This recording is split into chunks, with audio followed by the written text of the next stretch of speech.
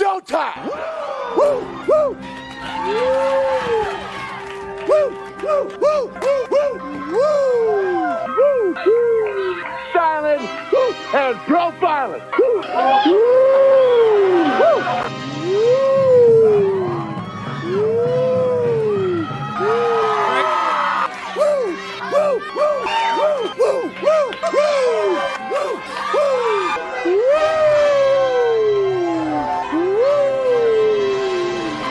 It's live and in color. Woo!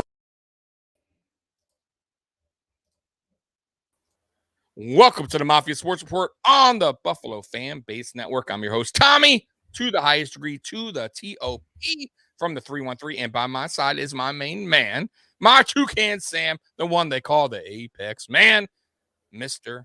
Mikey. Happy Monday, Mr. Mikey. Happy Monday. How are you? I'm wonderful. Feeling much better. I appreciate you holding it down last week and going solo. I know you weren't real happy with the the whole thing, and you needed a break. But I appreciate you filling in for me. Needed a break. I was a little spent. And look, I haven't even updated my ticker. That's how much I am. It happens, brother. It happens. It does. It does happen. It does. Anyways, so yeah, man, we're back. I'm back. I took a week off. Mikey took a week off as well, and it was much needed. Just like the Buffalo Bills, Mafia Sports Report needed a bye week to rest and recuperate and get our minds right. And we are back. We are here. Let's start with some NFL news. Matt Ryan benched already. For Sam Ehlinger, that happened mighty quick. We are in week 8 now. He is going to the bench, and I don't know if it's all his fault. I'll be honest with you. Matt Ryan, that offensive line's been garbage all year. It's been bad. Yeah, and he doesn't have a lot of weapons. I'll be honest with you. I thought the one receiver, what's his name, Mikey? Help me out here. Pittman Jr.? Pittman. I thought Pittman would have a better year. I think it would be going in his third year. Yeah. Is that correct? Yeah, I thought, he's not a bad receiver, but he hasn't played well. They're not getting the running game going much, and I'm sure a lot of fantasy owners aren't happy with that. And they just don't look right. So I think right now, Frank Reich is just desperate. I'll be honest with you, because I don't know if this kid's going to do any better than what Matt Ryan did at this point. What's your thoughts on that? I don't either, and he is desperate. He's trying to save his job. Let's be honest. Sean Payton's sitting out there, and Jim Irsay promised Super Bowls in the next 6 years to a lot of people. So, he's not happy with what's going on. And, we've talked about it a lot. We don't understand what their infatuation is with these older quarterbacks. Right. We don't understand why they haven't invested in a young guy. I mean, Sam Ehlinger is a 6th round pick out of Texas. Does he have some? Thank you, Chewy. I was in the chat last week. Tommy held it down for us. But they're really going to bank on that? They owe Matt Ryan a ton of money. This year's all guaranteed, and then like $15 million next year's guaranteed. So it's a very expensive mistake. Yeah, it is. And that, that lies on the coach and the GM. Right, for for making that decision on getting an older quarterback again. Now, who's to say, though, even if they had a young quarterback, that they wouldn't be doing the same offensively, like with their struggles? I don't know, right? But either way, bringing in recycled quarterbacks that are aging is not working. It's just not. Yeah, Phillip Rivers. It's not only that, right? Tommy. If you have a young quarterback, you're not paying him $32 million on the cap. Exactly. So that's what I'm getting to. Yeah. So you bring in Phillip Rivers, you pay him a little bit there.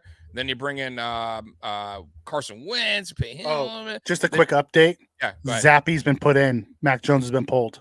Wow, that was quick. You see, guys, and I'm not saying get on that choo-choo, but it's work. Listen, when sometimes when a team gets on, like, they start to get on a roll with a certain quarterback, especially quarterback. That's what I said over on the weekend, Mikey. I told them sometimes, man, you kind of got to go with the guy that's getting the offense going, like ticking. And maybe with this guy in, and who knows, things could change, but maybe with him in, the offense seems to go better. I don't know necessarily if that's the case for the foresee future, but as of right now, it's working. And why he's beating not? bad Now, teams. He has, but I mean, I don't know. I just think you kind of go with what works, and what was working was Zappy being in. I mean, listen, Mac Jones isn't, he didn't light it up last year. I thought he was a good system quarterback. Mm-hmm. You know what I mean? But to your point earlier, before he got pulled, was he's a first round pick. So that's the dilemma. But it's like Zappy's a better athlete. Zappy's a much better athlete. Right. I mean, look, they're already driving. I mean, you know what I mean? I mean, maybe for some reason, you got to remember too, sometimes certain players tend to gel with certain players, man. It's weird like that, but it's very possible that these guys got a, like this thing with Zappy. Maybe they're on the same page. I don't know. I'm not a Patriots fan. I can only tell you that they played well with him in, and they weren't looking so hot when Mac Jones was in. So Zappy can move. He has the athleticism to move around and create a little extra. Yeah, they're driving. I mean, they're at the 30 right now. So I mean, when we say we're driving, he hit a dump off pass that they took 40 yards. Well, they just scored a touchdown. Well, no, almost a touchdown. Almost a touchdown. No, a touchdown. Touchdown. They just scored a touchdown. How about that? Just like that. So, anyways, getting back on to news. So, a major injury to the Jets, who have been playing very good. I got to give them credit. I pick them to lose every week, and they have won more than I've chosen them to lose. So, but he had a torn ACL. He is out for the season, right? Place him on IR. And speaking of that, they went ahead and made a trade about 30 minutes ago. James Robinson from the Jags traded to the Jets for a 6th, potentially a 5th. Smart trade. What do you think? No, I agree. It was a very smart trade. James Robinson's kind of fallen out of favor in Jacksonville. Etienne seems to be their lead back there now. And to try to he wasn't undrafted, so it's all profit for them. Right. He has 2 years left on his undrafted rookie deal. Cheapy deal. Yeah. Go get it. Go get yourself a 6th, possibly a 5th rounder for a guy that you picked up off the scrap heap and turned into something. Mm-hmm. Yeah. I mean, I'll tell you what, I wanted to hate that deal, but we were talking earlier, and it takes 2 to tango, right? Mm-hmm. So we don't know if Brandon Beane reached out to the Jags and offered. I have no idea. I don't know if he's better than what we have here. Yeah, I may agree with that, but for a 6th round, I mean, is he better than Moss? Yeah. You know what I mean? I think so. I do. Probably. I mean, I do. I think so. Now, mind you, our offensive line is putrid, and we're 28th in run blocking. So who knows at this point who could do what with this offensive line, right? That's the whole tug of war I'm having with the trade talks for a running back.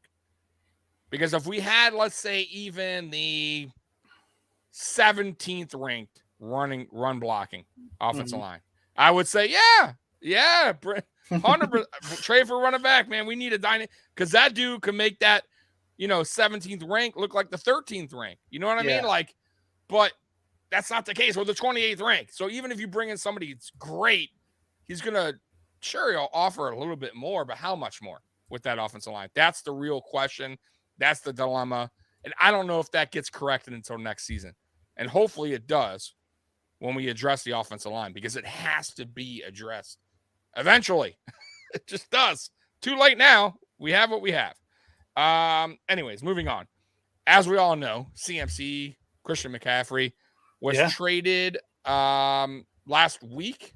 Or was it this week? No, it was last week. It was like last Thursday. Last Thursday. See where my head's been? Last Thursday to the 49ers for way too much, in my opinion. Way too much. A 2nd, a 3rd, a 4th, and the following 2024 5th-round pick. That's a lot, man. That's too much. They said the Bills were never in play, by the way. Never in play. Now, it's a report. Who knows? We could have been in play. I don't know. But reports came out that we weren't in play. And if that's what they were wanting, yeah, I see why we what weren't in they play. were asking for was a 1st-round pick, right? That's Right, what they were initially. that's what they were asking for. Well, the 49ers and the Rams were the two major players in the McCaffrey thing. Neither one of them had a 1st-round pick. What this does is part of the new CBA, they have a new trade chart that's out there. And all those picks, the 2, the 3, the 4, and the 5, basically equal out to a late 1st-round pick. So they got the 1st-round pick that they were looking for in multiple picks. By the way, Indy Ray catching us for the first time live. He's always commenting on my videos. So right on. Welcome, yeah, man. Indy. Yeah, welcome, man. I'm glad you're catching the live, bro. But yeah, I mean, I just think it's the only way I do that kind of trade if I'm the 49ers if I plan on keeping them. And maybe they are. Maybe they are. I think they are. Because that's a lot, right? But you have to also remember McCaffrey has a history with the Shanahans. I get it. I get it. But he also has a history of injuries. He does. He does. Right. So it's like, boy, that's a risky move. That's a risk. It's very risky. I think they end up redoing his deal at the end of the year to spread it out because he has no more guarantee. They'll restructure his contract and make him more cap friendly and do all that stuff. And I'm sure he'll work with him on it because they're going to tell him, look, man, he's back home. He went to Stanford. That's where he played his college ball. Yeah, and it's his style play. You know what I mean? Yeah. They're gonna make it good for him. But if I'm the 49ers, I definitely got to restructure it. Yep. And you still got to worry a little bit about his injury history. And if that's the case, maybe you give him a little bit less reps than what Carolina was giving him, where maybe that he can have more time on the field than off the field with injuries, right? Because that's what happened in Buffalo. If he came to Buffalo, he would have got a lot less carries. And maybe San Francisco will figure that out. I don't know, but it's risky. Chewy coming in with a super chat. Guys, who would you rather have via trade? Josh Jacobs or Jalen Ramsey? See, I didn't even know Jalen Ramsey was on the board, but okay. I don't think he is. Bills. Okay. I don't think Jalen Ramsey. I mean, obviously, I'll be honest with you. I'll be wrong if that's of course, Jalen Ramsey. I would. Nope. I would. Okay. I would. Jacobs from a cap standpoint is the reason why. Right. That's where I was getting to. You cut me off. But that money, that hefty bag that comes along with it, no, because we can't do it. We don't have the money.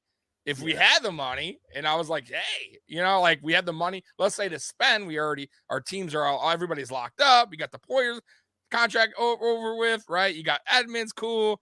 Fine. Come on over. We'll pay that contract. But nah, bro. That wouldn't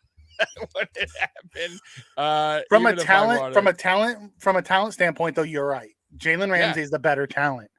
From a need and a bag perspective, I would go Josh Jacobs. Josh Jacobs is an all-around back who's just a stud who's on his last year deal. And I think he would fit what the Bills are doing better than Jalen Ramsey would, because Jalen's not a zone corner. Jalen is a man corner. He struggles against zone, and he always looks for the big play. And I see Indy's is a system. My apologies. You have no profile picture. So I go by analytics, and analytics say 99% of my audience are male. So I apologize. Sorry. I'm sorry. He'll take the L on that one. He'll take the L on that one. I apologize. Okay. And Daniel Garies is right here. He says the 49ers aren't a running back away from no. Yeah, Jimmy Garoppolo holds them back. They have all the weapons. Garoppolo holds them back. No, I agree. I mean, I thought Garoppolo, he's a weird. He's had his years. He has had his years where he looked pretty good in San Francisco. I thought he did as best as he could last year, where got him as far as he could get him. And I think that's it. Like I don't think he can get that team any further. And I think that was kind of not a fluke season, but I kind of think like it was just a right season at the right time for Jimmy G and that team. They kind of got on that roll. But I don't like their backup. I'll be honest with you. Even the guy that started this year. Yeah, exactly. Lance. Oh, you're talking about Lance. Trey Lance. Yeah. So I'm not even sold on him yet, right? I know the 49ers are, but they I gambled. They gambled. Yeah. They were looking for their Josh Allen.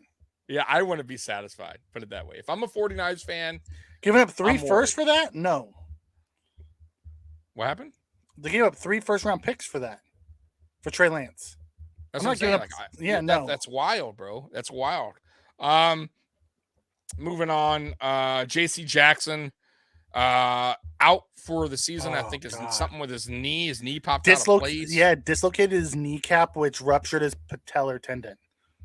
Yeah, man, that's rough. I actually saw it live, and it wasn't like it was one of those, like, kind of like a Trey White thing.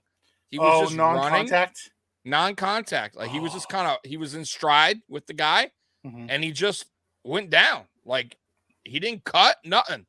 Like, Trey cut, and I see where that happened, but with him, he was in motion. He was just going in stride, and all you could see him just go boom, and like was it. Like, it gave out, and he hit the ground, and the guy calls for a touchdown. That was a wrap. But man, those are the worst, the non-contact injuries. So I feel bad for him. I'm sure Chargers fans are like, oh man, like they can't catch a break. Dude, right? Their coach is so bad, Tommy. I know. Their coach is so bad. They've been bad. Every coach they got in there has been bad. God. It seems like they all have issues with clock management. On paper, they have such a talented team that their coach just cannot. Oh, God. That's what I never tried it. I've never tried it. I might have to go back and try that. Yeah. I'm very curious how cool I sound. Do you remember when you sent me the opening when we first started this and you did it in the chipmunk? the chipmunk voice? Yeah. I should play that one day. I don't know if I have that anymore, but that was funny as hell. Yeah. But anyways, yeah, J.C. Jackson, that really, really sucks for the Chargers. Mike Williams, also high ankle sprain week to week, probably multiple weeks. If I had to guess, 3 to 5, and it's usually what a high ankle is, or 2 to 4, somewhere around there. Not good. High ankle sprains are never good. So that's that on the news. Am I missing anything on the news, by the way, Mikey? No, I think you nailed the news. Nailed the news. That's what I do here, man. Anyways, okay, so there was a lot of upsets in the NFL over the weekend. And I don't even know if they're upsets anymore on some of these teams. I'll be honest with you.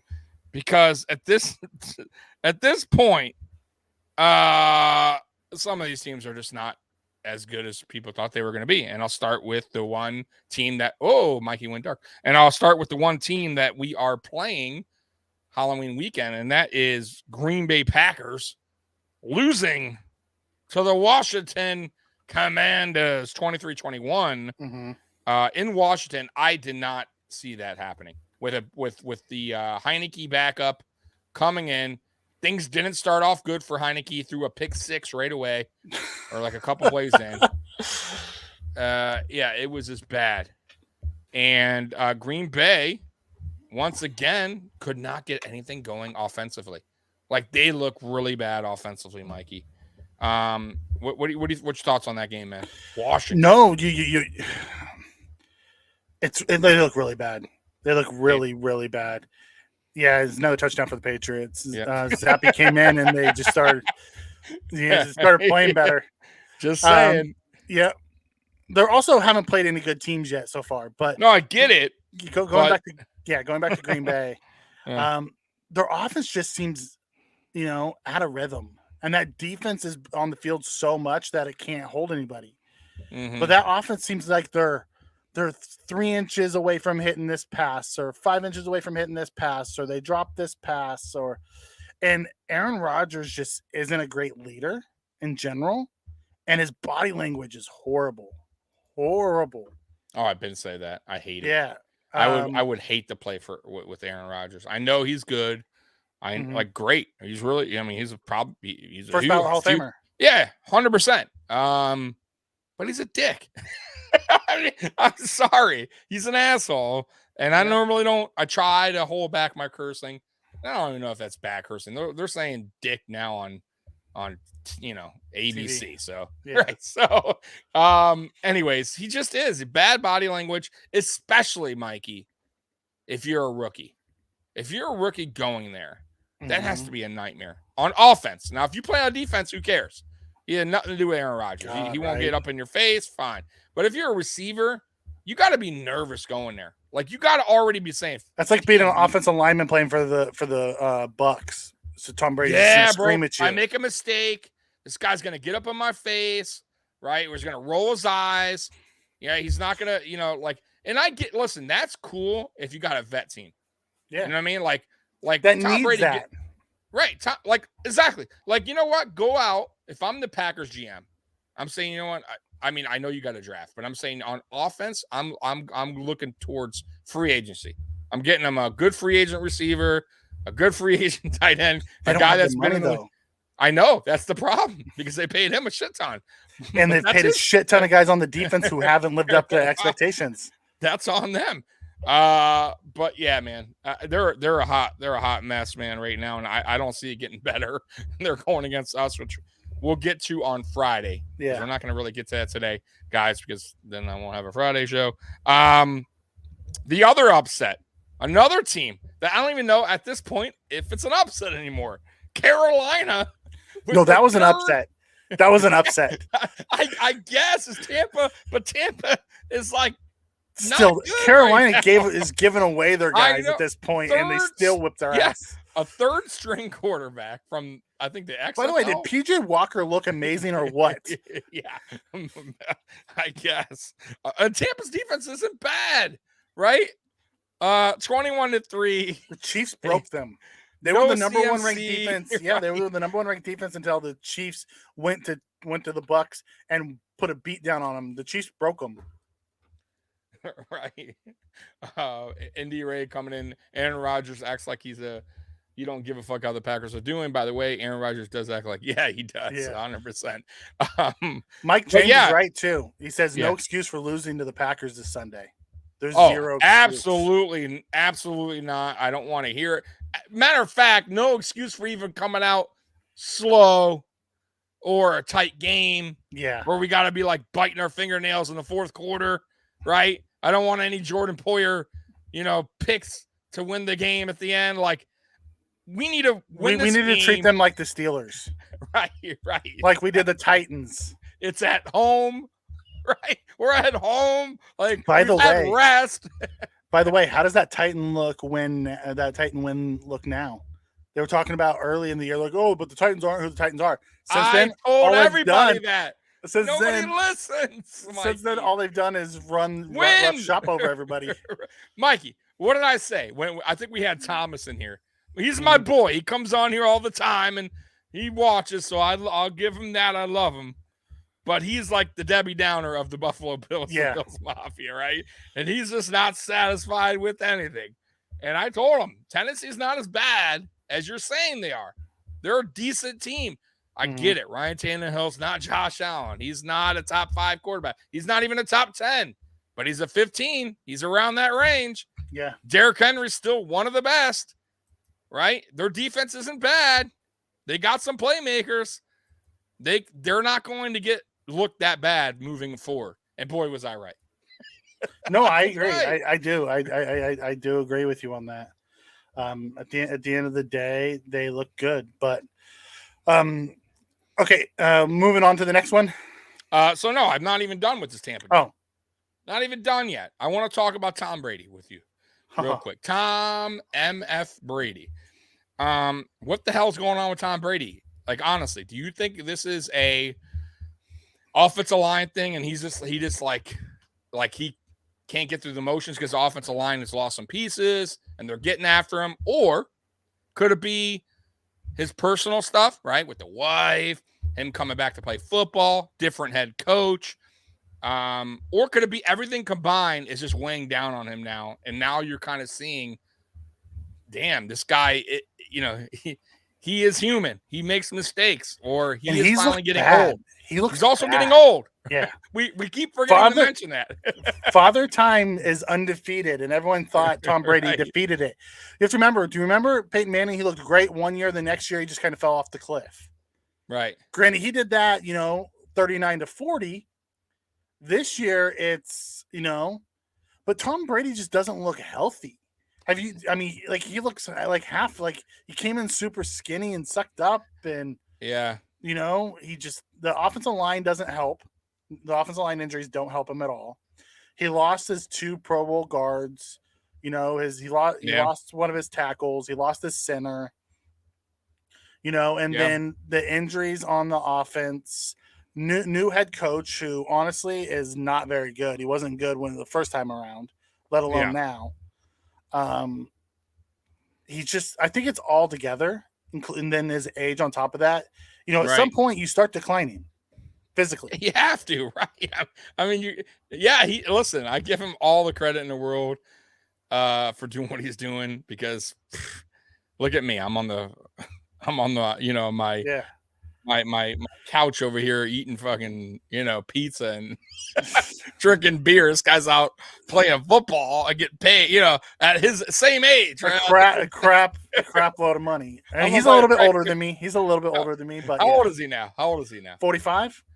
Zach, he's older than me. I'm 44. I'm on my recliner. I'm over here talking bad about a guy that's still playing professionally against 20-year-olds. It's like, what? This for sure, I will tell you guys, this is last season. There's no way he's coming back after this.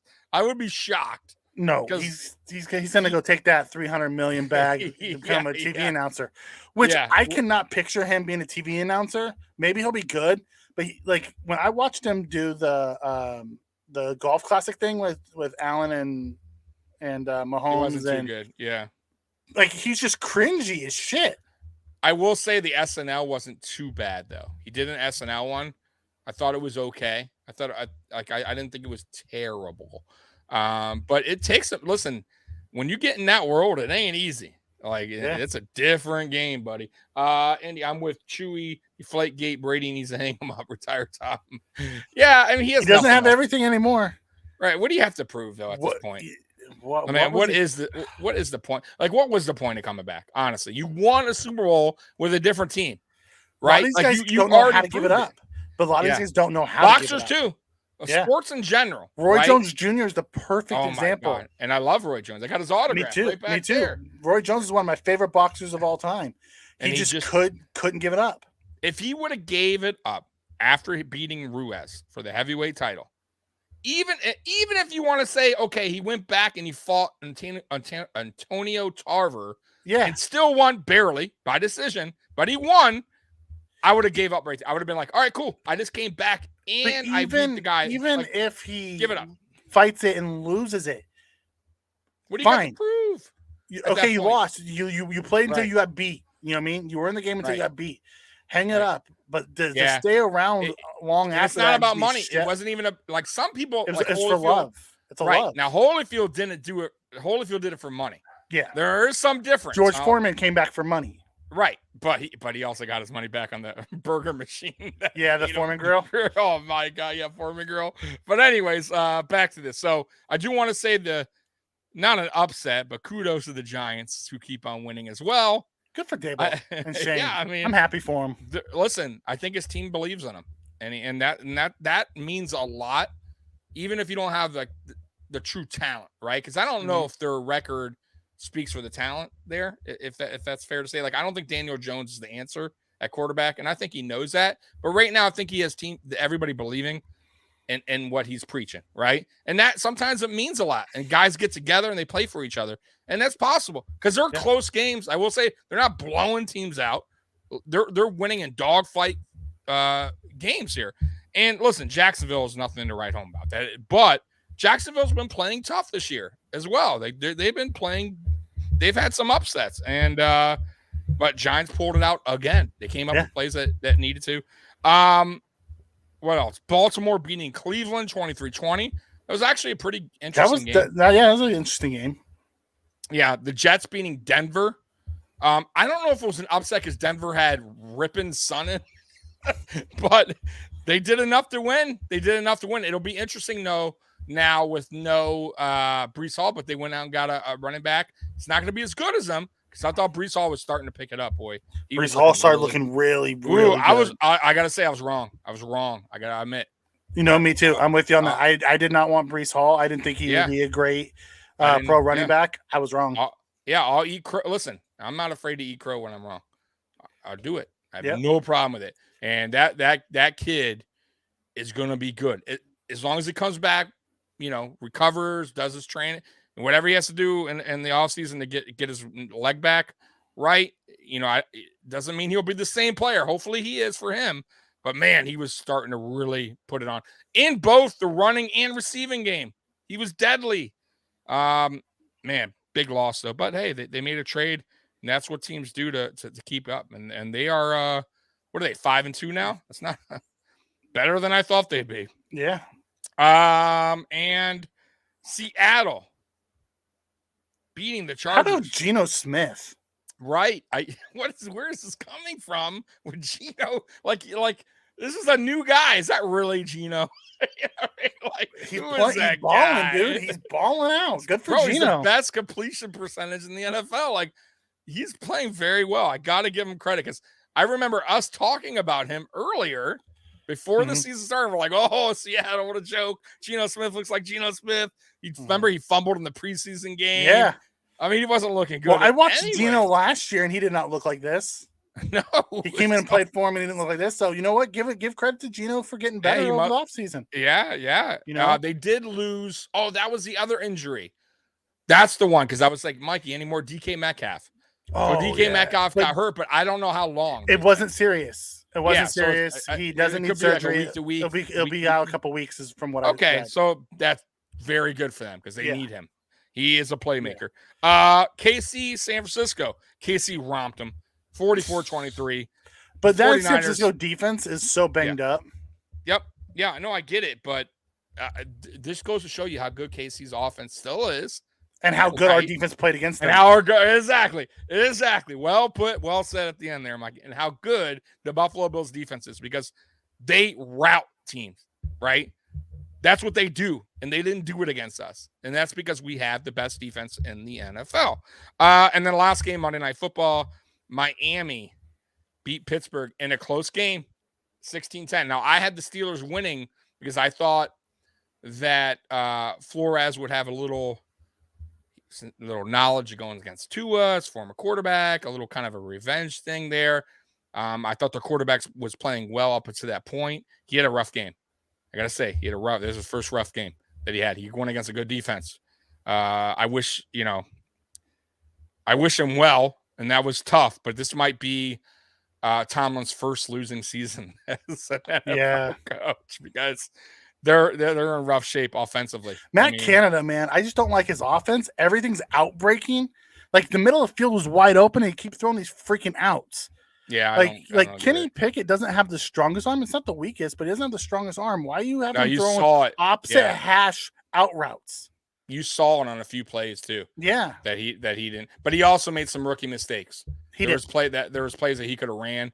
Yep, it took off. The game-ending interception. Yeah, he could have ran for like 20 yards. Yeah, easily, and ran out of bounds. Then he threw it right to the guy. Right to the guy. But that's a rookie. But you got to give a pass. I mean, you have to him. Mm-hmm. Yeah, like you have to because this is what you expect when a rookie. First of all, he wasn't even the starter to start the season. He gave it to Trubisky. Then you pulled Trubisky for him, so he's kind of coming in a little bit late in the season. And this is what a rookie does. Rookie makes rookie mistakes, man. There's not many rookies that just come in and light it up. They're going to make mistakes, and they're just going to have to go through it. And this will be Tomlin's more than likely first losing season as the head coach, which had to come sometime. So that was it for the NFL upsets. Yeah, quickly going back, Chewy said thanks for admitting that about Hall. Chewy was adamant pushing for Hall during draft time. Yeah, if you don't remember. And I kept saying no against Hall. And Chewy took receipts, and he remembers that I said no. I can't admit it. Glad he's blaming you. Yep. I did too, though. I was like, nah, I want no part of them. I was not on the Hall train, man. I really wasn't. But I wanted a corner. I didn't even want Kyer. I wanted Booth out of Clemson. I know, me too. Who's actually having a pretty good season there in Minnesota. But I haven't paid attention. Kyer. He's doing okay. He's doing okay in Minnesota. Okay. I wanted Sauce, but there was no way else. Yeah, we weren't getting Sauce. We weren't getting that Sauce. Dude. By the way, I did that video on him. He's the real deal. He's the real deal. He's exactly what was said about him. He is that guy. Like he really he's is. He's gonna be a problem. Like for years to come. I'm telling you, that guy is a freak. And jeez, sucks we have to play him a couple times this season because he's only going to get better. Anything else on the NFL Week 7, Mikey, that you want to talk about before moving on? No, I think we're good. It was a really crappy slate of games to watch this week. It wasn't many good games. That's why I'm pulling them up. I mean, there were some upsets, like I said. I see. I normally watch NFL Red Zone because I can't watch full games unless it's the Buffalo Bills. I just can't. I have a rough time. Just not interested. But NFL Red Zone is fun for me because I can kind of they flip it, and it's usually in the red zone, so it's usually plays that matter. You know what I mean? So, but yeah, no, I didn't watch anything. I didn't even watch the Monday night game. I was like checking in on the game. I think I watched the last drive. I did, and I was like, ugh, terrible. Anyways, so I want to get to, we are going into week 8. We had a bye week, obviously. Yeah. I want to get into midseason, even though it's not technically midseason yet. It's damn close. It's the third. Pretty much there. Like one game away. So yeah. So I wanted to get it over with. It was bye week. I didn't have much to talk about today, guys. So deal with it. This is going to be our midseason awards. So let's go ahead and start with our offensive rookie midseason award. Goes to drum roll, Mikey. It's offense. Shakir. Offense. All Shakir. Right. It's by no surprise by anyone. I mean, there's two offensive players, right? Really, there's two offensive players. There's Cook and there's Shakir. Shakir's looked the best. He's our starting punt returner, which he's been fantastic at, and he's made some plays in the couple games that he's been active for, which I'm excited to see. I think you'll see the best of Shakir moving forward. I do too. I totally agree with you, especially the way McKenzie's been playing. I think they expected more because of the. And once again, I'll go back to this statement I constantly say: don't always get into the hype of camp. And I listen, I do too. I am guilty a little bit of that. Mm-hmm. But all the hype going with, McKenzie's making these great. He's looking the best in camp, McKenzie and then the preseason time. No, I get it, but he won the job initially from right. He beat Crowder out because Crowder was hurt initially, and then Crowder came back, and by then. McKenzie was on such a roll in camp, they were saying that there was no way Crowder was getting that job back. And then preseason, I thought he looked okay, right? He didn't really play much, and nobody really did. And then regular season came, and it's kind of like, I almost feel like this, Mikey. And correct me if I'm wrong, maybe I am. But I kind of feel like they wanted him to be the slot. So they kind of took away the jet sweeps and the gadget stuff because they wanted to concentrate on just him being a receiver, like a natural slot receiver. And I kind of think it took away from him what he's really, what makes him good and special for this team. Mm-hmm. And I kind of feel like moving forward, I'm hoping that they put Khalil Shakir there and they go back to McKenzie and what he does best. And that's the gadget type of receiver, right? That's how I see him. And I don't like when people are like, "Oh, he sucks," because he doesn't suck. He brings something to this team. And listen, me and Mikey would scream his name last season and even earlier this season. Why aren't they doing jet sweeps with McKenzie? Why isn't McKenzie getting involved? Why isn't he doing this? Where's the motion? Where's the motions? Yeah. Right? Why? Because McKenzie gets defenses on their heel where they have to be honest with them, right? Because he has the speed. He could take off like. He is deadly when he gets the ball. I'll tell you that. He's picking up positive yards most of the time on those jet sweeps, or he also doesn't have to catch it if you hand it to him. Exactly. So I like him in that role. I don't know if I don't really like him in the slot role. So I'm hoping Ken Dorsey, Sean McDermott kind of see that and start trusting more in Khalil Shakir, because Khalil Shakir, and the reason why or at least for me, that we made him offensive rookie up to this point for our team is because he's really, since day one, he's came in and you could see like he's been there, done that. Even though he's a rookie, it seems like the game isn't really fast for him, right? Yeah. The game's already slowed down for him. He's not making like those typical mistakes that rookies do early in their career. And even the way he talks to the media, he's very like humble, right? Like just, hey, I'm out there and make it. And I love that about him. I do. That's his personality. You know who's like that too? Gabe Davis, a little bit. Yeah. When he talks in media, he's very kind of humble guy. Now on the field, he's a little bit showmanship. Score a touchdown, do the swag walk or whatever, which is cool. I like that. But I think Khalil Shakir is just like, he's out here to play football. He's taking his, you know what I mean? Like that's just his thing, man. And he's confident. And I think with Cook, he'll get there, but it's not there yet. And that's the reason why I couldn't put Cook. You know what I mean? I'm with you. Cook hasn't shown much. He's been more of the late down back or blowout back. Mm-hmm. Yeah. Shakir could, Mike coming in. Shakir could play opposite Davis and Diggs in the slot a few years. He's gonna have. Yeah, I'm telling you, I've been screaming this guy's name since we drafted him. What's up, man? Appreciate you coming on, bud. I've been screaming Shakir's name for a minute, and me and you have too. And we understood week one. I got that big game. You're going against the Rams, good defense. Maybe the coaches were like, hey, let's go with the vet, which listen to Crowder's defense too. I thought Crowder played good in some games. I do. I thought he was, he came up big on some. And his limited opportunities. Yeah. There's nothing wrong with Crowder, but he got hurt. And the next man up is Shakir. And Shakir came in, like I said, and handled business. And I think now the coaches now learn that the kid, like I said, he's out there like a vet almost. And I think Josh believes in him. If he didn't, he wouldn't have passed to him.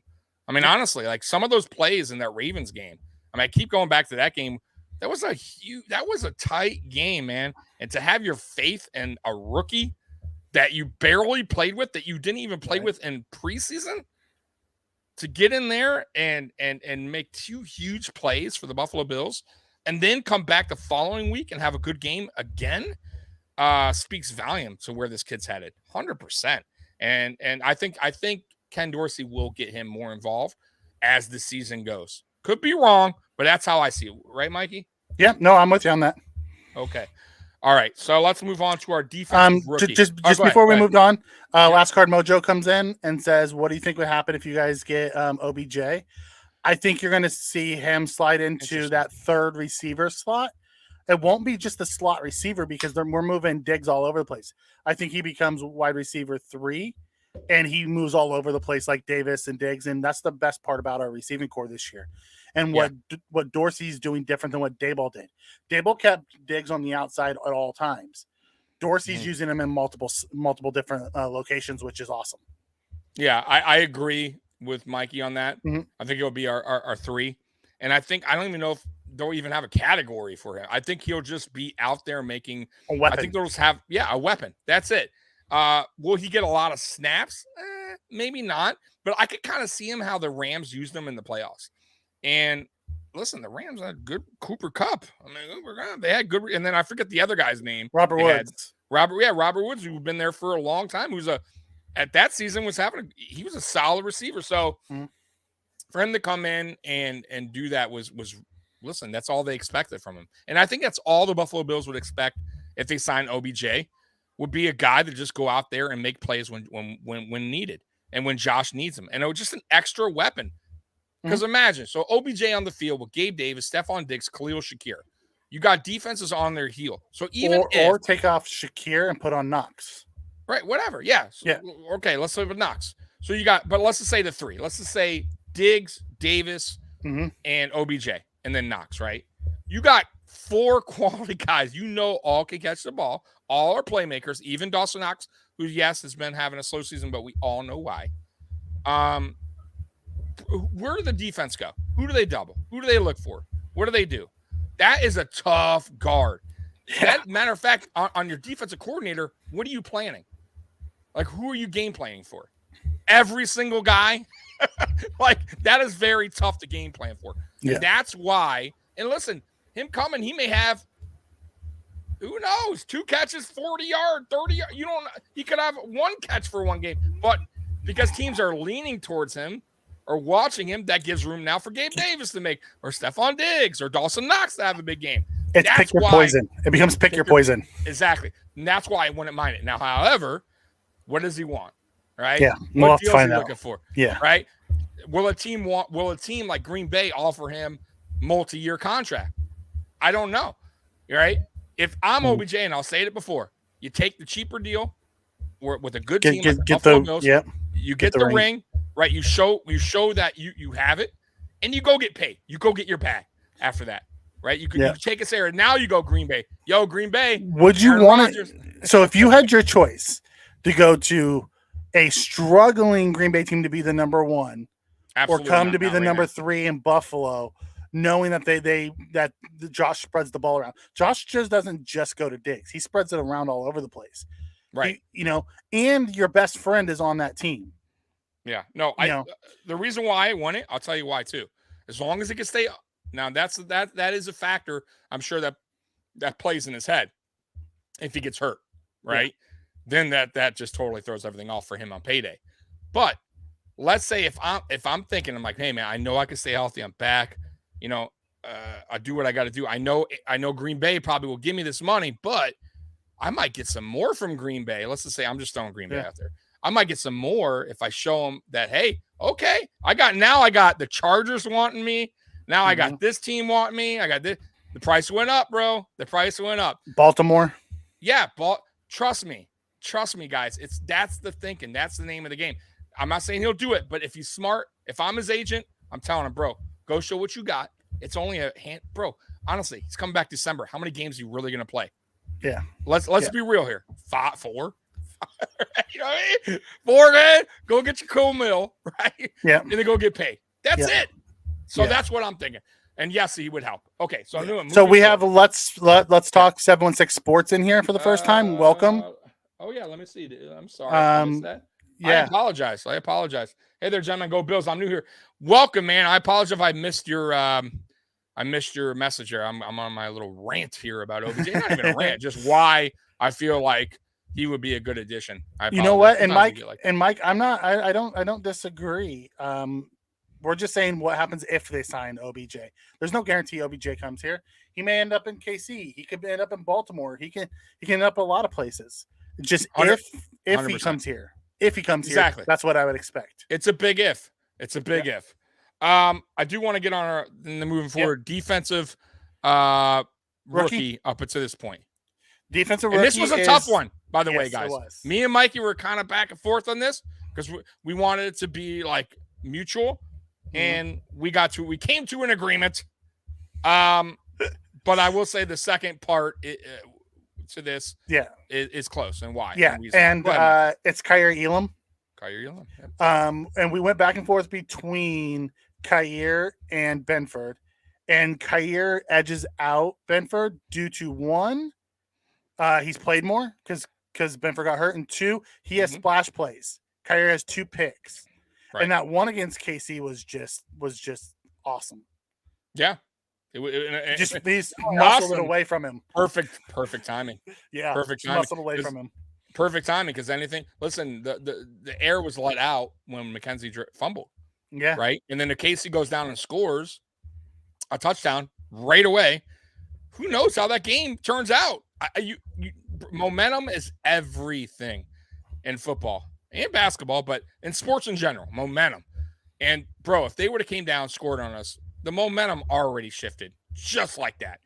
And for Kaiir Elam to step up big in a big moment, and it wasn't just him, It was a lot to it that made that happen, but he still made the interception. Levi Wallace would have probably dropped it. He made it. He dropped one last night. He sure did. I feel bad for him, but he's not. I still say he's not terrible. Anyways, our second one was Benford. Oh, Mike. Yeah, His what's floor may be higher. Elam's ceiling is way higher. I'll give you that. I like Benford's floor higher than Elam's. Elam's ceiling is higher. Okay, yeah, I can get behind that. And Mikey might be right on the whole safety thing with Benford. It's a big possibility. Well, that's a Brandon and Sean McDermott thing. They were talking about it at the end of training camp. Yeah. I'm saying Brandon Bean came out and said he thinks his long-term position is going to be safety. Right, and that's hey, I'm good with that too because we got Trey White back, Kyer Elam another year, Kyer Elam improving, right? Dane Jackson improving another year. Who knows who we sign? Yeah. Who knows who we draft again? I would be good with it if he's can gel to that position. Because not everybody can switch positions and be good at that position. I don't know. But right now, he would be my co-runner-up. And it was close because I thought he played physical. I thought he came in right away. He wasn't scared to go against top-notch receivers week 1. Yeah. Like, you know what I mean? Like, bro, that's a lot to ask for a guy who's drafted in the 6th round. Yeah. Hey, man, do you know who has the highest PFF coverage grade for the Bills amongst the corners? Nah, I don't know. Does he really? Wow. Yeah. Look at Kyer. Good for you, buddy. Poyer and Hyde from the secondary have higher grades, but Elam sits at a 67.1. Okay. Hey, good for you. I don't always go with PFF, by the way. No, I know. Some of their rankings are like, But hey, cool. I don't either. Good for him. No, we are not season ticket holders. I live in California. Tommy lives in Detroit, Michigan. I did go to Josh Allen's rookie year game though against the Lions in Buffalo in 2018. That was so awesome, man. I got great pictures, great seats. It wasn't that filled for some reason. I expected to be like crazy, but it wasn't. We were just coming off of the playoff year. You think it would have been huge, but it was preseason, wasn't it? No, regular season. It was it was late in the year. We weren't very good that year. No, it was 2018. But still, I had to see Josh Allen live, and I had great seats, bro, for super cheap. It was like $50. I mean, I was like down there, bro. And bro, it was awesome to see. Yeah, I had to see the Rook, man, because that's one thing. When we drafted him, man, I was all for it, man. Me too. And that's why I wanted him or Lamar. Yep. Moving on. Okay, so we're gonna go with our defensive. This was a tough one too. I gotta say, me and Mikey were like going back and forth on who we should go with on defense up at this point. Defensive players. There's so many guys there's you a lot to choose from. It you really have the Poyers, the Milanos. Then you have the unsung heroes like Daquan Jones, who doesn't get the stats but creates so much havoc. Yeah. Jordan Phillips. We lost Oliver earlier. He came through. Yeah. It wasn't for his injuries. Yeah. Ultimately, I mean, Gregory Rousseau, who's been a man-child on the other side, we ultimately sat with Vaughn. He has 6 sacks. He showed up at the end of the Chiefs game. The reason why we brought him in, he got Mahomes to the ground like we needed him to, got us the ball back to make the drive to win it. Ultimately, Von Miller is a game changer, and he's been our MVP so far. Yeah, you have to give it to Vaughn. He has, I believe, 6 sacks. Is that correct, Mikey? Correct me if I'm wrong. Yep, 6. Okay, 6 sacks in 6 games. Very impressive. I honestly, man, he could finish on this the route he's going. 10+ sacks for the season easily. I think he gets 10+. Yeah, I think he's closer to 14. Yeah, and I honestly, I'll be real with you, Mike. I had him at like 9, maybe 10 to start the season. But I expected him to just, it wasn't all about that. Like, to me, I thought he would be, okay, I know Von Miller probably lost a little bit of a step. He's getting up there in age, coming up, had a couple injuries. But what I love when we signed him was more about, hey, what he brings to the locker room, what he brings the advice, and then teams still have to, play him tough. And it opens up room for Ed Oliver, Gregory Rousseau. But I didn't expect him to have this many sacks this early. And he's coming through in big moments. And that's exactly what we got him for. Big moments, big time games, right? Yeah. Not blowouts. Six sacks in 6 games. He's the league leader is 7. Micah Parsons and Nick Bosa both have 7. Played an extra game than him, though. Highsmith has 6.5. Yeah. And then Vaughn. And Vaughn's with Khalil Mack, And I Miles think- Garrett, Max Crosby, Yeah. Matt Judon, all the great pass rushers. Yeah. And Rousseau, I believe, has 4 or 5. I could be wrong, but I'm pretty sure I am right on that. Let's see, guys. Drum roll, 4 or 5. I'm going to say 5. I don't know why. I'm going with 5. He has 4. Oh, I was wrong by a sack. 4. That's all right. 4's not bad. It's not bad. He had like, and he has the same amount as Aaron Donald does right now. Exactly so. I'll take it. So yes, Von Miller is our defensive player midseason award goes to Von Miller. That was tough, like Mikey said. A lot of guys. I mean, honestly, Matt Milano's been playing like a beast. Tremaine Edmonds has played very good. Jordan Poyer, I believe he's still leading the league in interceptions, if I'm not mistaken, or he's tied. Depends who got an interception this week. He's tied with Tyreek Woolen, the There rookie. you go. and how many games has Jordan Poyer missed? 2. And we're on a bye week. Yeah. So he's having a very 4 in 4 games. Right. He's having a very good season, guys. Yeah. That's why it was a tough decision, but we're giving it to Vaughn because Vaughn seems like also, I will say this, the whole don't blink, the team rallies around Von Miller. The mentality that he brought is different. Exactly. Love the t-shirts. I love like that he's like wearing like Thurman Thomas, Bruce Brandon Smith, Bean t-shirts. Brandon Bean t-shirt, Jim Kelly. Like he represents where he's at, and I love that he's representing Buffalo. He loves Josh Allen. He praises him everywhere he goes. So he's all in Buffalo, and enjoy it while you can. You know what? He also loves Groot. He loves Rousseau. Oh yeah. He thinks he's gonna be one of the best in the league in the next year or two. Yeah, I mean, I don't see why not. If Groot keeps adding on muscle, keep getting speed to his game. Yeah, and he's learning. Right. Going back to that, All Pros he's played through multiple injuries too, and he's still leading the league in interceptions. Right. And he lost his running mate. Yeah, I forgot about his injury too. To his arm early on. Okay, so offensive player, and this is going to be a I'm gonna mix this up a little bit because we talked about offensive player and then we talked about season MVP. Right. Offensive player MVP, and this is a change up on you. Offense, I'm gonna go Stephon Diggs. Right? Oh, okay. From an offensive standpoint, the dude is balling. Yeah, I like it. No, we can go with that. He has 656 yards receiving. He's number 2 after sitting out a week at the end of this end of this week. He's number 2. No, you're right. And then our season MVP, we have the Slash. I think it's Josh Allen, obviously, the NFL MVP. But I want to give an honorable mention to Ken Dorsey, who everyone was worried the Bills' offense would take a step back because without Daboll, no one was really sure. Ken Dorsey not only has done well, but he's also helped grow Stephon Diggs. We talked about it earlier in this chat, Tommy. Last year, Daboll only put Steph on the outside, right? Mm-hmm. That's the only spot he ever ran. And he ran stops, he ran goes, and he ran outs. Now he's playing out the slot, running arrows and all kinds of different routes. No one has any idea. It's like what they're doing with Cooper Kupp in LA. LA, right. So my honorable mention definitely goes to Dorsey. The guy has come in hungry and ready.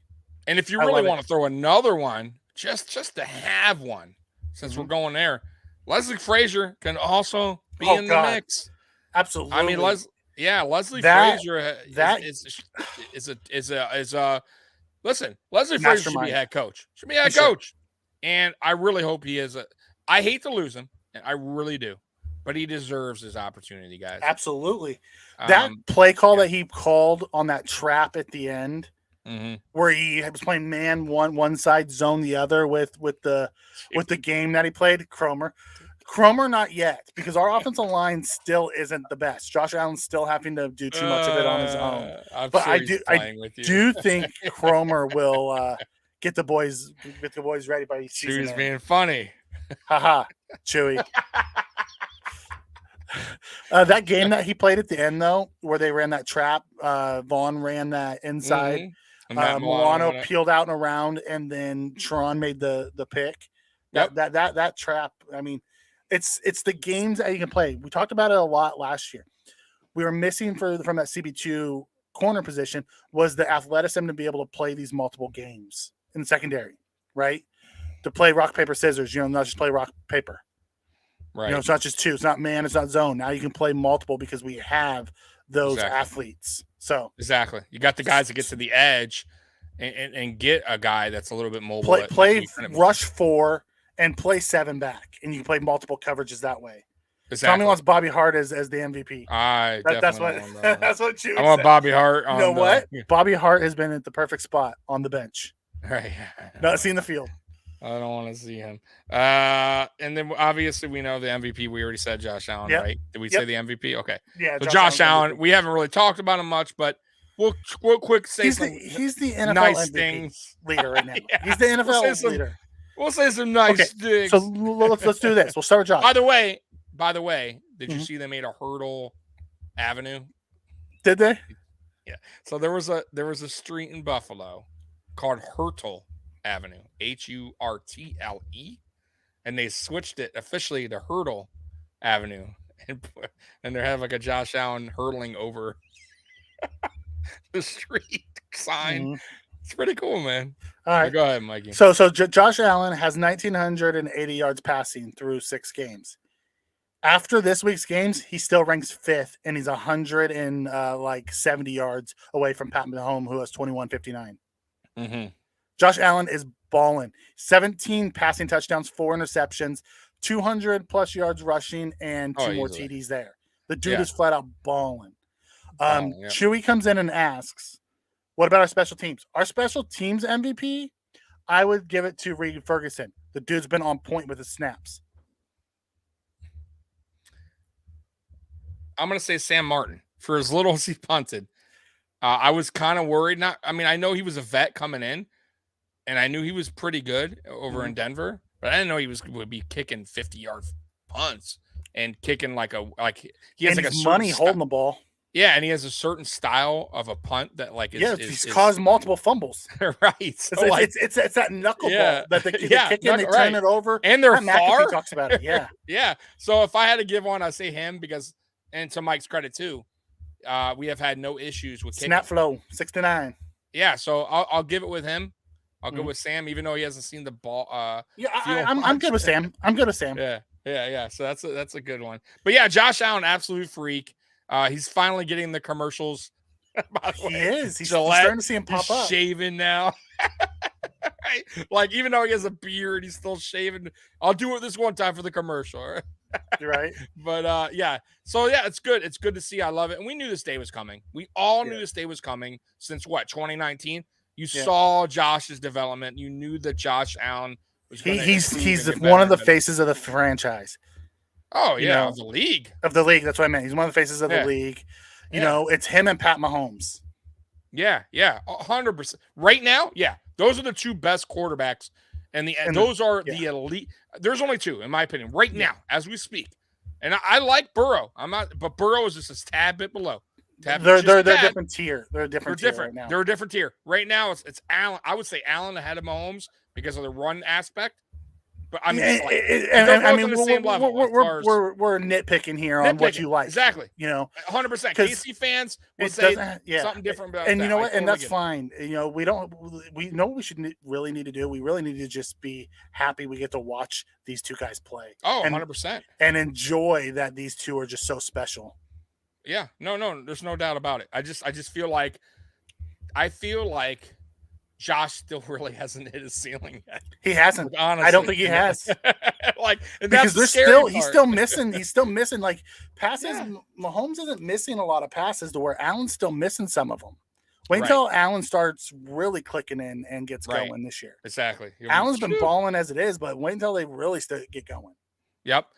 Mikey, we had something else, right? The top plays, 3 top plays. So we have 3 top moments. Our 3 top moments, and we have so many moments this year. A whole bunch. Go back to week 1. The Jalen Ramsey sitting on it, and Josh telling Diggs in the dirt, run deep.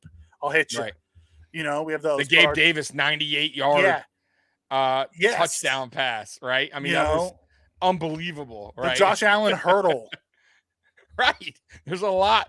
This was not easy because there's a lot, guys. But we had to boil down. How about our boy Shakir going up between three guys and catching one? Amazing! I mean, it was awesome. Yeah. You know, we have so 100%. Many of those. But our top three game moments. Number 3, Dawson Knox TD versus the Chiefs. Not just because of how good it was, but for the sentimental reasons as well. As we know, the guy's been dealing with a personal tragedy, then he got banged up. They're playing him more as an inline blocker to help the offensive line to give Josh more time. He makes that big catch. Fantastic. Yeah. Big catch and in a big game. Big moment. In a big moment, big game, right? So there's a lot to it there, right? So big game, big moment of the game, right? Like not an easy catch, by the way. No. Not easy at all. And I've been saying it since his brother passed away. He had a lot going on. Yeah. And then he got injured, right? He has his foot, still had dealing with some foot thing. Like you could tell just a lot is weighing down, and he's human. Like all of us guys, like even other athletes, they all got shit going on. Right? They got personal lives, they got things going on to deal with, and losing a brother who's younger than you. Not only losing a brother's bad enough, but losing someone that's younger than you, right? Younger brother. Yeah. That's really rough, man. And you could see it that touchdown meant so much to him. And I think it meant a lot to the team that he got it to. Like they all know what he's going through, and that's why he's there on our slot. Yep. So that was number 3. Number 2, Teron Johnson's pick to seal the game against Kansas City. Oh yeah. We talked about it a little bit earlier. That trap coverage that they played. Johnson's starting to read things like Trey White reads things, breaking off, Yeah. And reading the quarterback. Reading the quarterback. My favorite part about that was he had a chance to get up and run, and he said, "Nope, I'm just gonna sit here and make sure I have the ball secure. No, take no chances." Exactly, which is not a lot of players do that, right? He was a very smart decision on his part. But big moment. Once again, we talk about these big moments and big games. That Teron Johnson seems to be in these big moments, big games. He did it in Baltimore or in Buffalo against Baltimore in the playoffs a couple years back. He's just that dude, man, and he's one of the best, if not the best, slot corner in the game.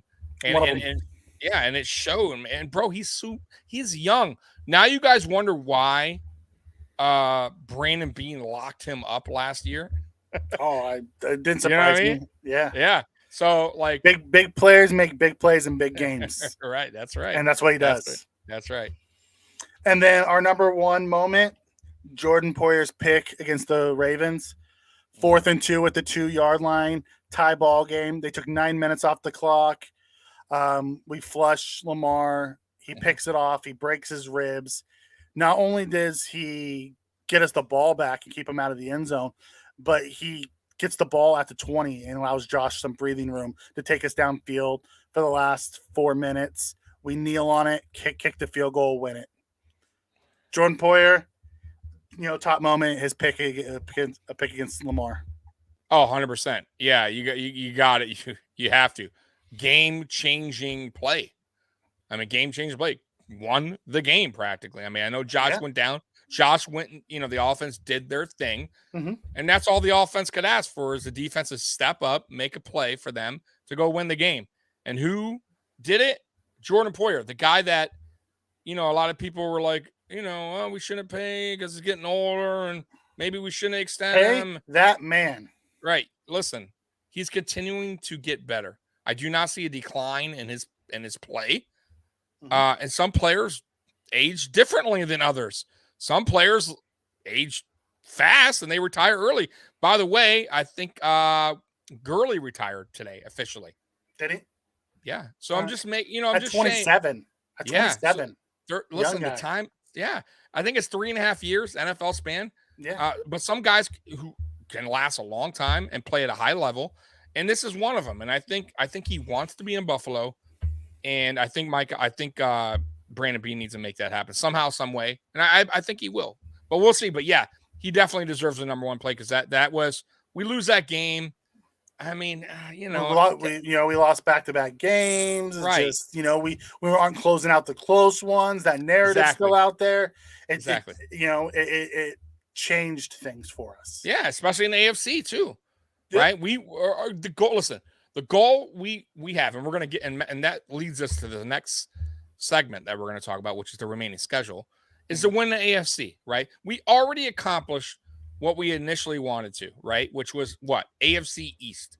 That was like a couple of seasons back, right? We had to beat the Patriots. We need to take control. This is our division, and we finally did it, right? We went over that hurdle, right? Mm-hmm. And the next hurdle was what? To win the AFC. We didn't make that happen. We didn't make that happen yet. And then to get home field advantage, right? Because we know it needs to go through Buffalo. It needs to go through Buffalo. And I think this year they know that, and I think that's the goal. And I think the goal is to win the AFC, to get the home field advantage, to go to the Super Bowl. Plus, you get the bye week, right? You don't need to play a wild card game. Yeah. There's a lot to it. Winning the AFC, being one of the top teams, right? I hate going in there having to play a wild card game. It's just an extra game that a player can get hurt, right? Or who knows what happens, right? You play a team that's going in hot. You never know. Forget that stuff. Win the AFC, get that bye, and then handle your business at home. That's it. And that's the goal for this team. So let's pull up that schedule, Mikey. All righty. You can read that schedule, but I got you. All right. So here we come. Green Bay in Buffalo. By the way, Green Bay has not won in Buffalo ever, from what I heard. And I have to look, and quote me if I'm wrong. If I am wrong, let me know. But I heard they've never won in Buffalo. True. Sounds crazy. It's true. Because Green Bay's been around forever. And that's a wild. Now that means nothing, by the way. That means zero to me. It's just it is funny. I had to throw that out there. But that game is a very winnable game. Correct, Mikey? It absolutely is. We are the favorites in that game, and we should win that game. Right. Yeah, and we should win that game, and it shouldn't be that close. That offense is struggling, and that defense is not living up to its potential. No, their offense really is putrid. I mean, their offense is straight up trash. I hate to say it, trash. It's bad. It's really bad. Then you got Buffalo at the Jets. That's an interesting game.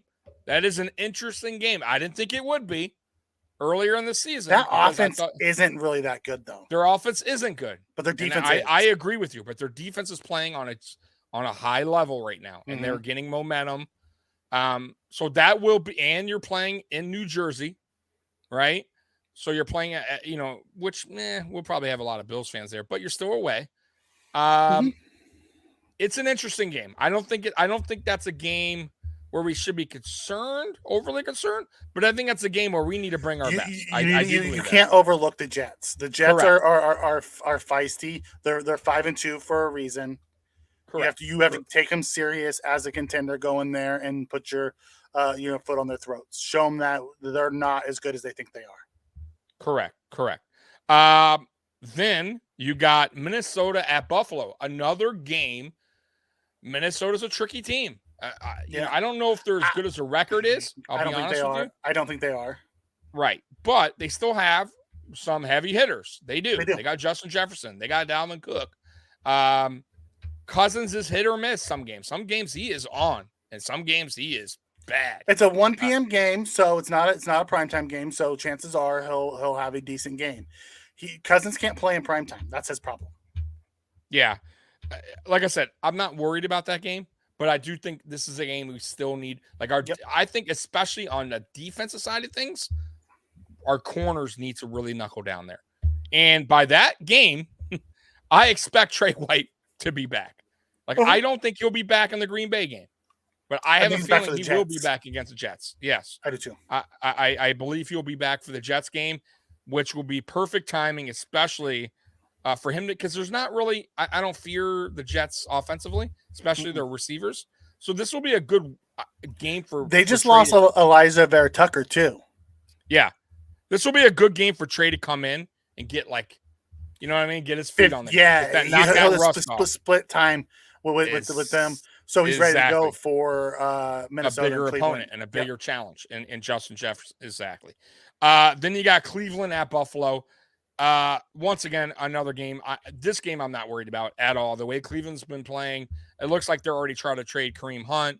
They're probably. I saw also their corner, Grady Williams. Grady, I forget Grady his last Williams. name. Yeah, Grady Williams. I'm right. Okay, they're trying to get him out of town. It looks like maybe they're like knowing that they're preparing for the following season when Watson is a full season with them. And we'll Kareem see. Hunt is like a CMC type of deal. He has 1 year left on it. I think there's like $850,000 left on his deal, on his base salary. We wouldn't have to pay any of the bonuses, so it would be a rental. But it's a very small. Right. Yeah, I did a video today on that, but yeah, I agree. I said on my video, I'm leaning more towards Jacobs, but I wouldn't hate either one. Right? So let's say they bring Jacobs. I don't think Jacobs is going anywhere. I think they're going to I don't either. I agree with you, but it is interesting they didn't give him a 5th-year option either though. Yeah. You know what I mean? So you never know if they can get something because they know, especially the way he's been running the last few weeks there. So averaging 5.7 a carry. I mean, Jacobs had 160 something yards and like 3 touchdowns yesterday. Yeah. Yeah, that's what I'm saying. He's averaging 5.7. He's a good running back. The problem is, like I said, I don't know. I think maybe the Raiders would trade him because they didn't pick up his 5th. They know he's probably pissed about that. He ain't re-signing there. He's definitely going to sign somewhere else in the offseason. And why not get something for him than nothing? So then maybe that's their thinking. And then with Kareem Hunt, like you said, it's a little under $1 million. He's asking to be moved. Yeah, it's a little under $1 million. Would be the hit, so it's not crazy about what we were going to do with CMC. What I like about Hunt is, man, he's a beast, especially in the red zone. He is an animal. So for as bad as our offensive line's been, he's the kind of guy that can drag a couple guys. He has the speed as well. And that's something, and I'm not saying Singletary can't, but Singletary is still a smaller back. He can't drag a couple guys. He can maybe drag. He also has the receiving chops. And so he brings a little bit more to the table, and I like that red zone factor for him. You know what I mean? And I would love a 1-2 with Singletary and Hunt. Like I think that would be, I think they would bring a lot to the table. I just do. Anyways, okay, so moving forward, we got Buffalo at Detroit. Whew, the way Detroit's been playing, their offense finally came back down to life, came back down to reality, right? Like this is hello, Jared Goff. this is Jared Goff. I'm back, guys. This is the original Jared Goff. So their offense and their defense obviously is having major issues. Though I do like their edge, the rookie they got. What's his name, Mikey? The edge, the second pick of the draft. I forget the name of him. Hutchinson. Hutchinson, yeah. I like him, man. I think he's going to be a beast. It's just a bad team. Yeah. I really thought they would play better, especially early on. I thought they were fighting. They're without Swift, and Swift makes that team go. They do. And St. Brown. St. Brown's been beat up too. Yeah, he got a concussion over the weekend too. Yeah. But I'm telling you, it's on the defensive side. Really, too. Their defense is putrid. It's bad. They're giving up points left and right. We are going to smoke them in Detroit. I cannot. Isn't that going to be a beautiful start to our Thanksgiving? Yeah, it's going to be an awesome Thanksgiving. And I'm here in Detroit, by the way. I may go to that game. It depends on my boss. If my boss gets good seats, I'll go. If not, I'm staying home. Anyways, Buffalo at New England. Right after that,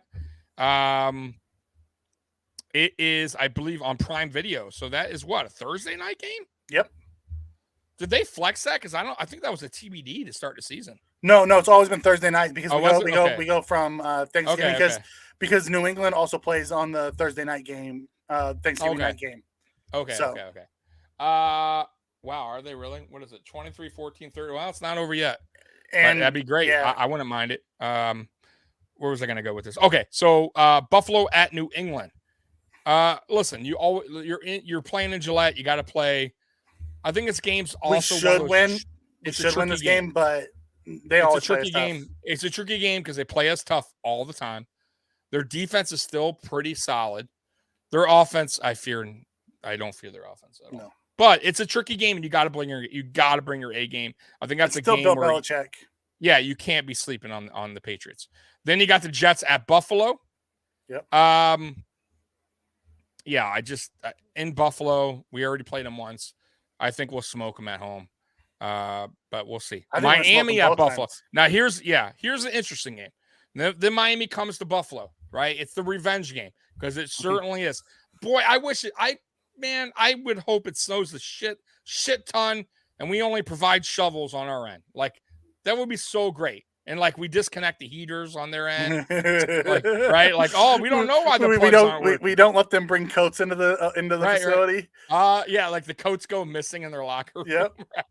Right. The outlets don't work on their end. Oh, dude, I would be laughing my ass off. But they come to town. It is a revenge game.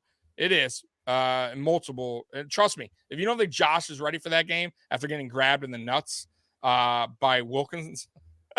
Trust me, he's ready to play. We'll be ready for that. Yeah. And then you got the team that's playing right now, Buffalo at Chicago, which is listen, guys. They're scrappy. They have a good defense. They do, but Justin Fields is the problem there. Yeah. And their offense is and by the way, it's another running back that's also I'm hearing trade talks Montgomery. Yeah. Interesting, but I would stick with Singletary. I'll be honest with you.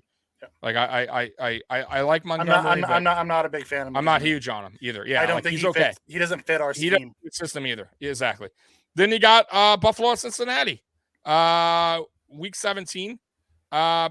Cincinnati is not a good team right now. They're not. They got some weapons, but I think our defense is gonna give them problems. Their offensive line still is a problem there. And we're gonna get after them. Then last game, New England Buffalo. Hold on. Before you move on, that Spen comes back to what about Herbert in Chicago? I think Herbert fits our offense better than Montgomery would. I would love to see Khalil Herbert in Buffalo. He's a fantastic running back. Yeah, I mean, like I said, he's a 1B. He's a 1B. You know, but takes two to tango. I don't know if he's available. We'll see. Yeah, I don't think he is. Yeah, I haven't heard his name. I'll be honest with you. Yeah. New England and Buffalo to finish up the season. So that's an interesting one because who will we play? Well, we already have wrapped up the one seed, the AFC, and if we have the one seed, we're not going to sit them fully because then they'd be sitting 2 straight weeks. Exactly. So you'll still see them play some, but the win loss, I don't know. And I think those last 2 weeks is going to come down to more about health and where we're at in the seedings because there's I can see a chance where we are. 13-1 going into those last 2 weeks. Yeah. 14-1 going into those last 2 weeks. Already have it locked up. And us just playing certain guys. I think the full team will play over those 2 weeks, but it could be only certain guys based off of health. And they can be playing just part-time as we're looking to lock in. I can't find a one on there where I'm super scared. I think we're favored in all the games. Yeah, I think we're going to drop one of them at some point. I see us going 14-3, 15-2. It's tough for me to pick a loss there, man. I'm going to be honest with you. A lot of these teams that we just mentioned all seem to have some issues, right? Yeah. Green Bay clearly having issues on offense. Minnesota is one of those teams where it's Cousins is such a mess. Yeah, Cleveland's a hot mess. Miami right now, who knows where they'll be in that time frame? Who knows if Tua will even be available? The Jets have lost a lot of their linemen. Jets lost their Breece running Hall. Back. Yep. Who knows if Robinson will be a fit there? I mean, there's a lot of questions on a lot of these teams. Lions are putrid. The Bears are bad. Defense is okay, but they're not going to give. Buffalo the hardest game left on our schedule, I truly believe, is the Cincinnati game. The Bengals game, week 16. Yeah. And we might already have it locked up. And we might already have it. Yeah.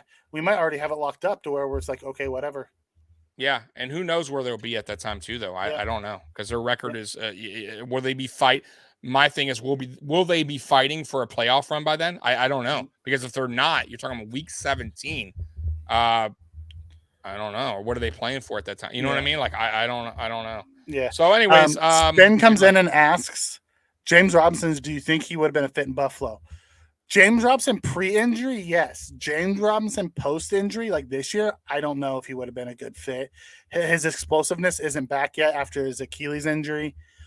He seems to be slow to the hole, and we don't have great linemen for the run game right now. So, and he's not real elusive. So I'm not sure he would have been a great fit for us. Yeah, I don't think so either. I mean, I wanted to hate him coming here, but if we're gonna trade for a running back, if we do, because I still don't think it's necessary, but if we do trade for a running back, I think right now I'm locked in on two guys, and that's Jacobs or Hunt. Like those are the guys right now that I would love for them to come here. I think they would fit the system. I think also too, if you do that, you got to get Moss has to be part of that. Moss would have to be part of that deal. And I could see him going back to either place. Yeah, that's what I'm saying. And he might listen. Moss may fit in another system, and I know I shit on Moss a lot, but maybe Moss just isn't made for this system. Maybe somewhere else he does better. I don't know. But right now, he is not doing it for the Buffalo Bills. He is not a good RB2. There's a reason why he was inactive. Exactly. There's a big reason why he was inactive. And listen, if you're going to trade for a running back, you're probably going to trade Moss away, right? You're not getting rid of Singletary. You're definitely not getting rid of Cook.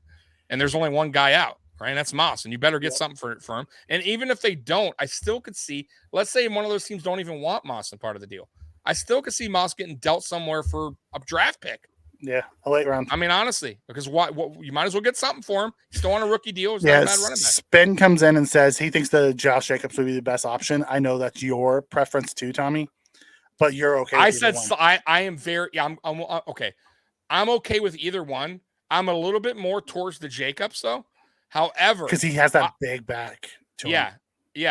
However, though, he is. But I also like Hunt a lot too.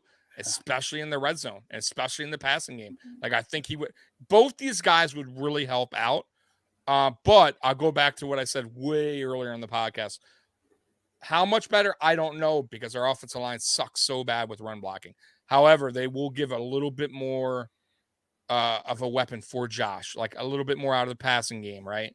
Hunt may give break a couple tackles that Singletary couldn't in the goal line, right? And get in for that touchdown that Singletary just doesn't have the power to, the size, right? And that's why like a Hunt would be good.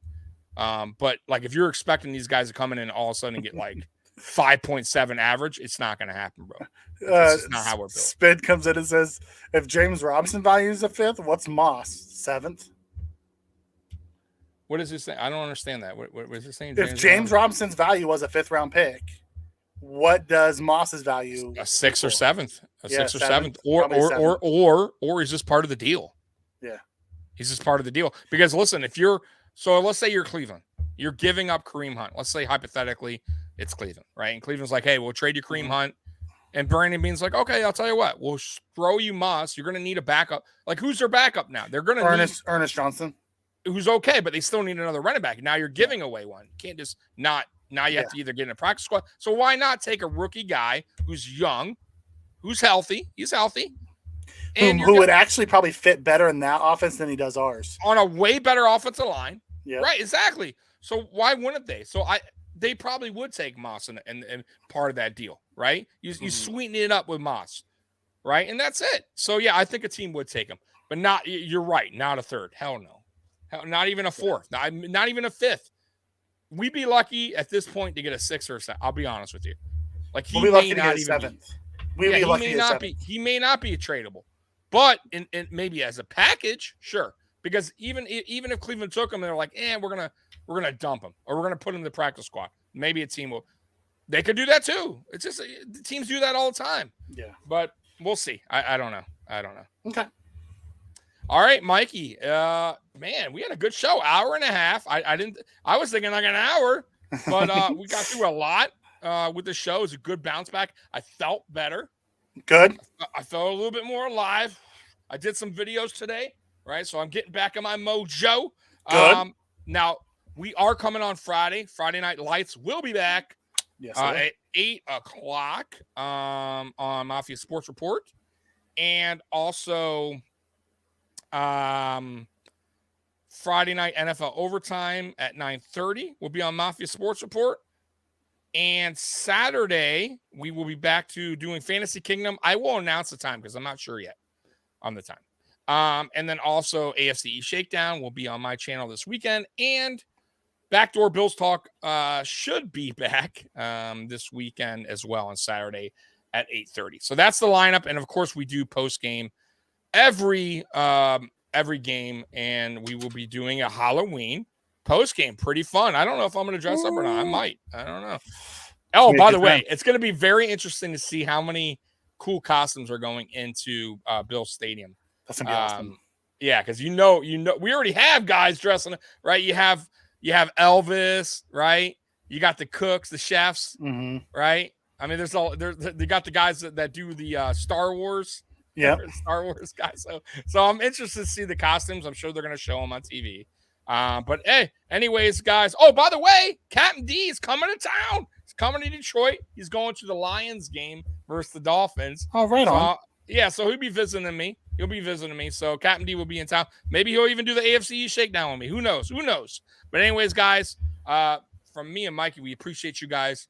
And I do apologize for last week. I was not on my A game, but I was tired, weak. I needed some sleep. And I'm back, baby. I am back. And for everyone that came in, Amy, why? Spin.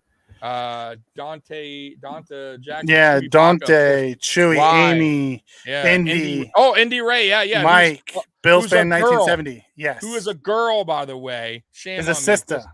Yeah, sister.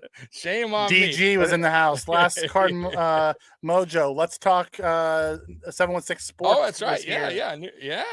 So we had had some new faces. Yeah. We had some new faces. So yeah. Anyways, once again. Oh, and I did forget last week too, or maybe I didn't. But either way, best outro. I'm gonna hit it now because I forgot one week, and I was like so mad at myself. But I'm gonna go ahead and hit that now. And guys, go Bills! We appreciate you as always. Peace out. And look at it go. He could go all the way. Touchdown, touchdown, touchdown. The Bills make me wanna shout. Kick your heels up and shout. Throw your hands up and shout. Throw your head back and shout. Come on now, the Bills are making it happen now. Stand up now, come on and shout. Yeah, yeah, yeah, yeah. Hey, hey, hey, hey, hey. Let's go Buffalo. Let's go Buffalo. Let's go Buffalo. Let's go Buffalo. Go. And that's it, guys. We're out of here. Go Bills. Bills Mafia. Go Bills. Peace. I almost hit the end broadcast. Later, guys.